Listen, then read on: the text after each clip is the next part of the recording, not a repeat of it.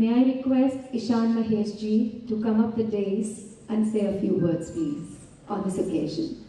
हार्दिक प्रणाम।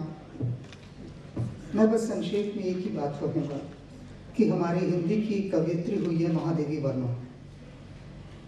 जब भारत के प्रथम राष्ट्रपति डॉक्टर राजेंद्र प्रसाद का निधन हुआ तो उन्होंने आहत होकर एक वाक्य बोला था कि लगता है वो सांचा टूट गया जिसमें परमात्मा ऐसे चरित्र ढला करता था।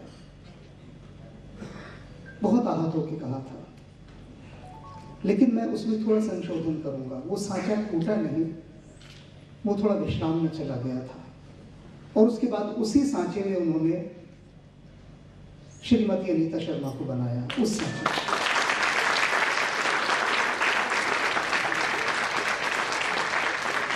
कारण है उसका एक बहुत बड़ा ये बात कहने का।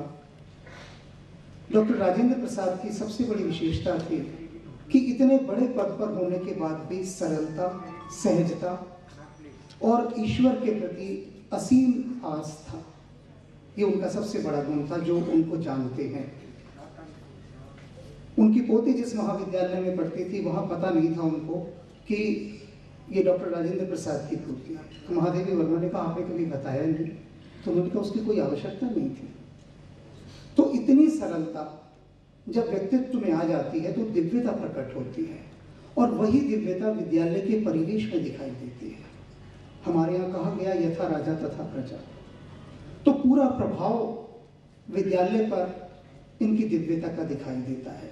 वो मैं इसलिए कह रहा हूँ इतने प्रबल दावे के साथ क्योंकि मैं इनको बहुत निकटता से अनुभव करता हूँ और किया है मैंने। ये सौभाग्य है हमारे देश का कि हमारे देश के पास अब ऐसी विभूतियां आ रही हैं और वो और प्रकाशित हो और ऊंचाइयों पर जाएं, क्योंकि जितने सच्चरित्र लोग उच्च पदों पर होंगे, ऊंचाइयों पर होंगे, उतना इस वसुधा का, इस धरती का कल्याण होगा।